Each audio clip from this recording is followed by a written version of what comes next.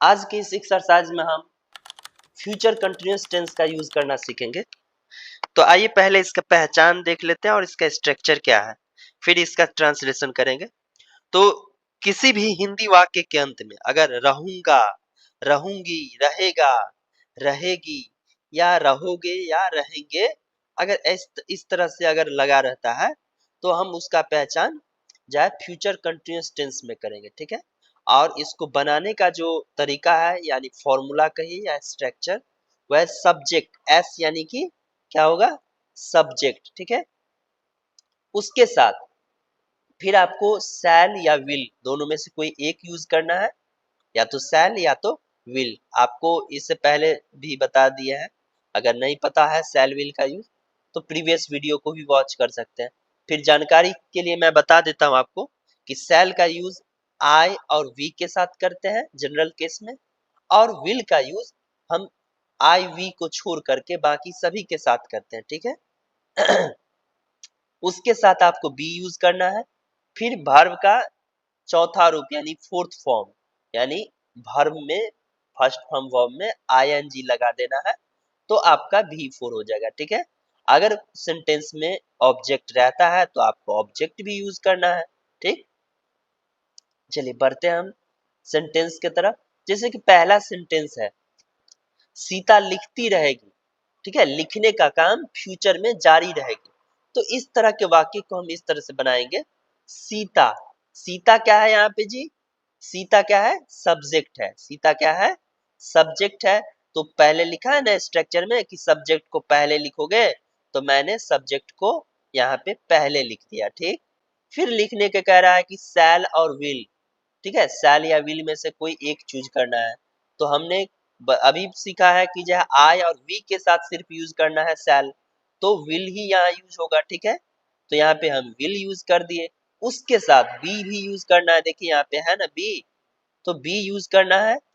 तो बी भी सभी के साथ बी होगा, चाहे शैल हो या बी हो, विल हो। ठीक है, उसके बाद लिखती यानी लिखना हो गया, ये वर्ब है। तो वर्ब का कौन सा रूप, तो फोर्थ फॉर्म।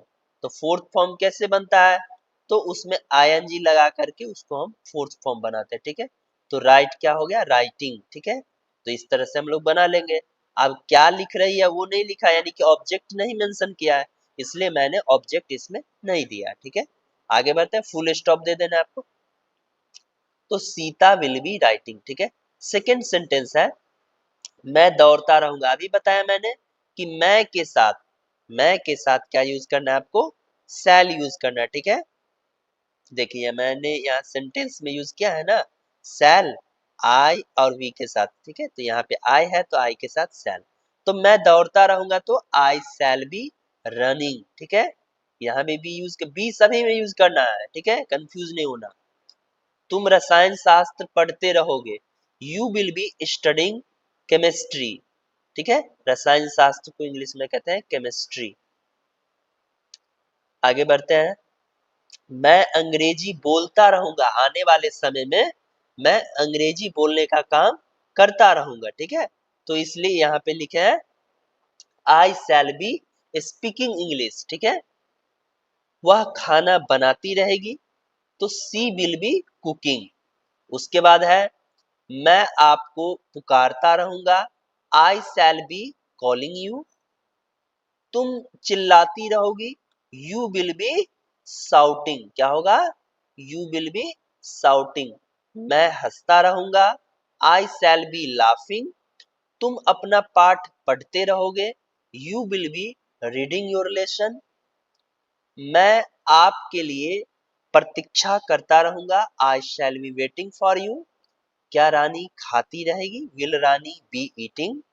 मदन सोया नहीं रहेगा, Madan will not be sleeping. ठीक है, क्या वह मैदान में खेलता रहेगा, will he be playing in the field. और आने वाले कल के लिए क्या यूज करते हैं, टुमारो। क्या यूज करेंगे, टुमारो। और बीते हुए कल के लिए यस्टरडे, जिसका हम पास्ट टेंस में बताए हैं। ठीक है, आने वाले कल के लिए, फ्यूचर वाले कल के लिए टुमारो यूज करते हैं। ठीक है, तो कल हम लोग अपना काम पूरा करते रहेंगे। तो पहले लिख लीजिएगा, we shall be completing our work कब? तो टुमारो, तो यहाँ पे लिखना टुमारो। वह कल ऑफिस में बैठा नहीं रहेगा। He will not be sitting in the office tomorrow, यहाँ भी कल का यूज करना है, ठीक है, लास्ट में यूज किया है। He will not be sitting in the office, ठीक है। अब इसी का जो है हम इंट्रोगेटिव पार्ट देख लेते हैं। तो इंट्रोगेटिव पार्ट में क्या है कि तुम वहां क्या करते रहोगे। तो यहाँ पे देखिए व्हाट, जो भी WH है, चाहे what, when, where, why, who, इस तरह का वर्ड है उसको शुरू में रखना, ठीक है।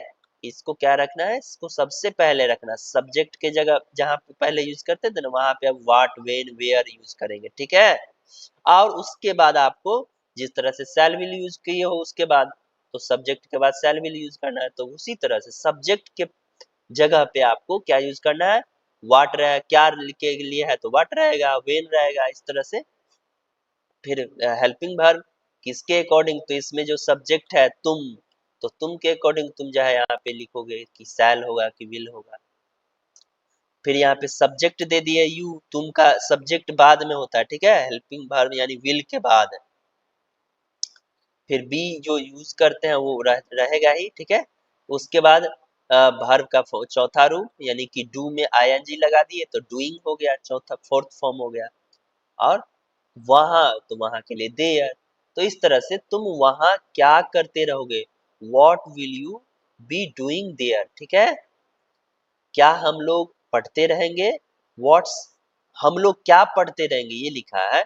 तो what shall be reading, what shall be reading, वे कहाँ दौड़ते रहेंगे, where will they be running, Rani क्यों रोती रहेगी, why will Rani be weeping, ठीक है।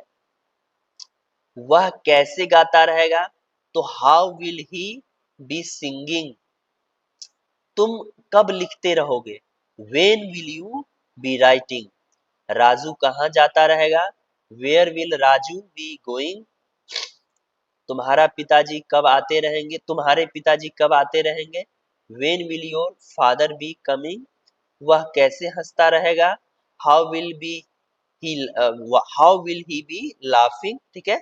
मैं किसकी सहायता करता रहूंगा, whom shall I be helping, ठीक है। तो मिलते हैं नेक्स्ट एक्सरसाइज में। आपको थोड़ा सा मेरा आवाज थोड़ा भारी भारी लग रहा होगा क्योंकि तबीयत मेरा बहुत ही अस्वस्थ है, लेकिन वीडियो 1 वीक हो गया था इसलिए आप लोगों को कहोगे कि सर वीडियो बहुत दिन बाद से डाल रहे हैं, ठीक है। तो मिलते हैं नेक्स्ट एक्सरसाइज में। Thank you so much for watching this video.